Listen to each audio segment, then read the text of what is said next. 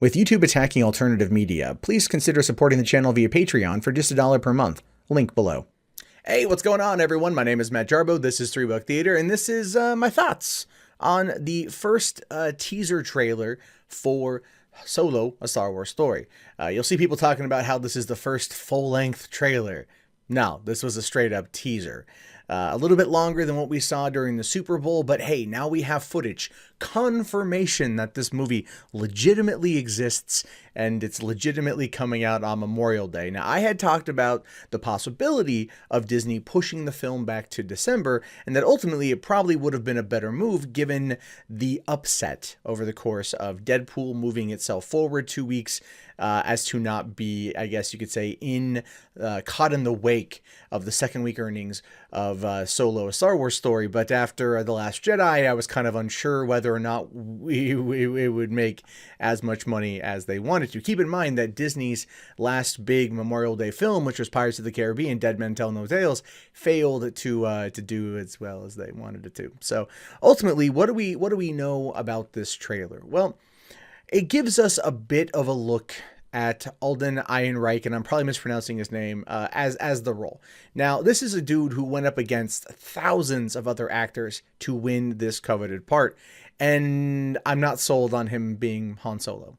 There's a certain je ne sais quoi that is missing from the couple lines of dialogue that we got, right? Now, granted, it's entirely possible that they haven't quite finished all the ADR work yet. He's still working on perhaps re-recording his lines to make him come across a bit more cocky and full of swagger that Solo had in A New Hope and beyond. But at the same time, this is kind of like Solo Begins. So, you know, he's not going to be as cocksure as he was. And even though the trailer gives us the impression that that is clearly the case, there's got to be some kind of character arc there for him. Otherwise, you're looking at just I don't know. But the trailer shows him first, getting booted out of well, not really booted out of the Rebel or of the Imperial Academy. I mean, that's kind of what they're insinuating. You know, it's him and Emilia Clark in a speeder essentially, or some kind of speeder, and they're outrunning an Imperial. The guy gets crashed, but they're, joyriding, and she's clearly into it. You can see in her eyes, she's clearly into it. Got them DTF eyes, you know what I mean? And then, of course, something's going to happen. He's going to get booted out. She's going to get promoted to an officer, or he's going to protect her by taking the blame for it all. And then that's the whole thing. We see that shot of her where she's walking out from a ship, and she is clearly an Imperial officer of some kind. And I think that's going to kind of be what's going on there. Like, that's their relationship. Like, they had it going on in a while. She's not going to be Han Solo's first wife, which was made canon in the comics a couple years ago, which threw a lot of people off, to be fair. But that's going to be clearly the love interest leading into a 35-year-old Han Solo hooking up with a 19-year-old Princess Leia. Something there to consider.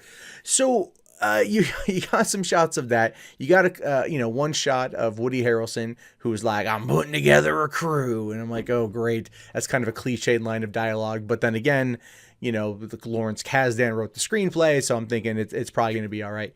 You got one shot of Donald Glover as Lando, looking pretty good. There is a shot of him briefly, what appears to be wearing Jabba the Hutt guard, like the guard outfit that was in Return of the Jedi. But then again, this one takes place like years and years and years before Return of the Jedi. So I don't think that could be a thing. That may not be a thing. I don't know. People are talking about it as being a thing.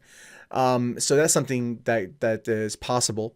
That's going to be happening. Of course, we get a little bit of Chewie. Apparently there's the Kessel Run is in there somewhere. I watched it a couple times. I didn't see the Kessel Run, so I don't fully know what's going on with that. But of course, the Kessel Run is going to be in the movie. It's the only thing that makes sense. I have a feeling like the Kessel Run is what's going to ultimately like get him the Falcon from Lando, or whatever. But the things that I did like about it, ultimately were the visual styles I thought were great. I know there's going to be a lot of complaints about the overuse of CG. Additionally, this is a trailer for a movie that comes out in 4.5 months, almost 5 months. So the CG is going to look a lot better by the time the movie comes out. And I like to kind of bring this up. Go back to watch the original trailer for Guardians of the Galaxy that premiered on the Jimmy Kimmel Show back in April of 2014, and then go and compare that CG that we saw in that trailer to what the final film looked like only 4 months later, and it was a lot nicer.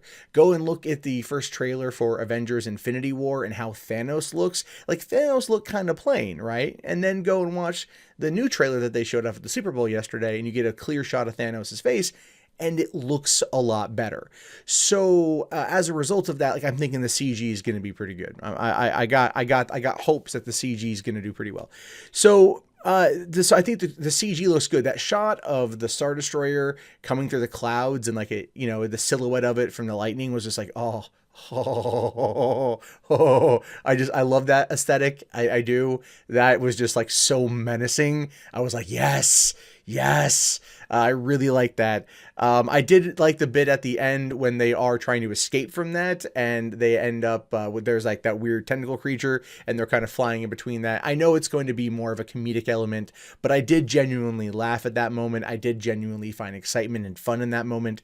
So I'm thinking to myself, like, okay, this is going to be a fair amount of fun to get into. I think provided, I think like Lando looks good. We didn't get much out of him. Chewie looks like Chewie, in that shot when like, he puts his hand on Chewie's back or whatever, or puts his hand on Han's back. I just love that. I think that was more, I don't know if it was in this one or if that was also in the Super Bowl teaser, which had a couple more frames in it. I really liked that because I could, for me, seeing the camaraderie between Chewie and Han is going to sell me more on the product than the actor playing Han himself. And ultimately, I would say that is probably like the worst part of that entire trailer was Han Solo. That thing at the end there when Emilia Clark's like, I think I'm the only one who truly, truly knows what you really are, who you really are. And he's like, yeah, what's that? Right? It's just kind of like, really? Like, that's what you're it's just, it was a bit kind of cocky, but still kind of like boyish. Right. And I don't, and then the whole thing when they do the flip in the Falcon and they smack the TIE fighter into the asteroid, which arguably, bravo, badass moment. Not going to lie. I liked it. But then he's like, oh, I thought we'd be in trouble there. I felt like there could have been more.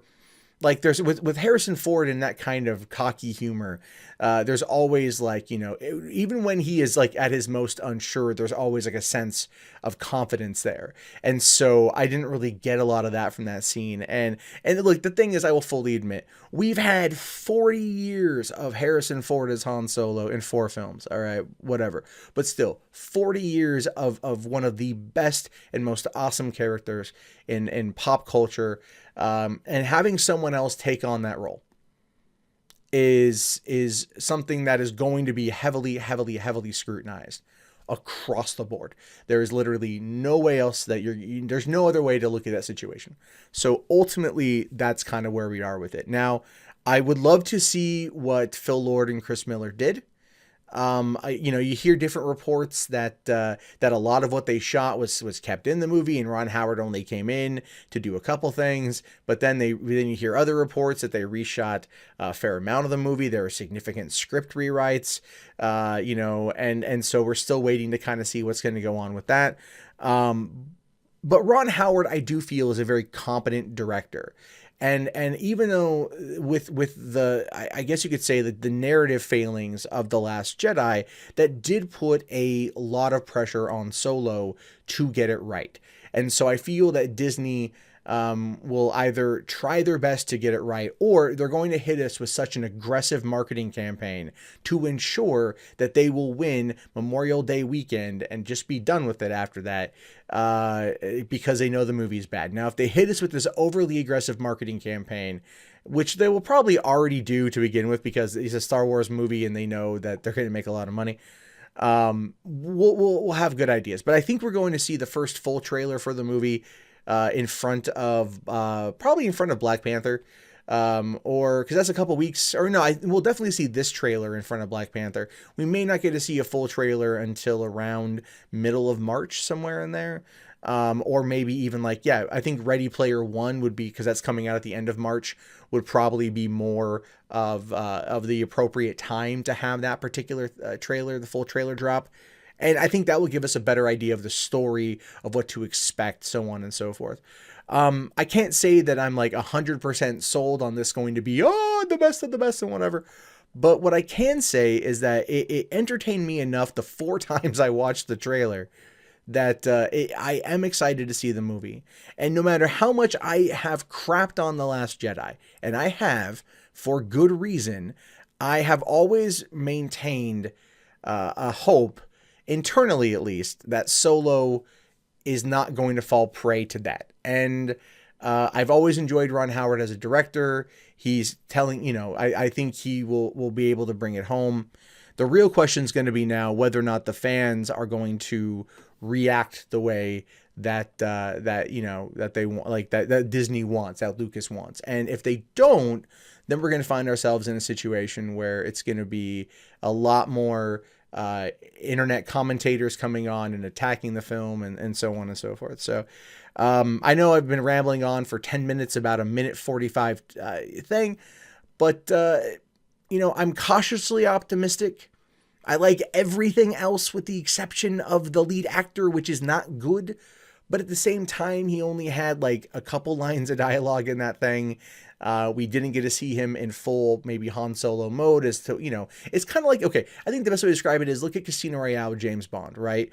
The way M described him originally is that he was, like a blunt object. It kind of he wasn't refined. He wasn't Bond yet. He was working on it. And by the end of Casino Royale, he dropped the I'm Bond to James Bond, and it was like, yeah, that's great. He kind of gone through the transformation. And so this is also going to be one of those stories where there is going to be an arc, there is going to be a transformation, and we're just unaware of what that is right now. And I think that lack of awareness, as well as the delay on the teaser trailer, the problems with The Last Jedi, the problems with the production of Solo, has led into this moment. And so, yeah, going forward, again, I'm cautiously optimistic. I want this to be good. I still plan on seeing it opening night regardless, because it's fucking Star Wars, man. So I'm gonna do it anyway, and I'll catch crap for that, and I don't care. I gotta hope against hope that it's good. It's not necessary at this point. The movie itself isn't necessary, but yeah. I'm sold on it enough to go see it, but I do want to know your guys' thoughts about this. Be sure to let me know in the comments below. My name is, of course, Matt Jarbo. This has been 3 Buck Theater. If you guys haven't already, thumbs up the video, subscribe to the channel, and if you want to watch more content from me, you can do so right now.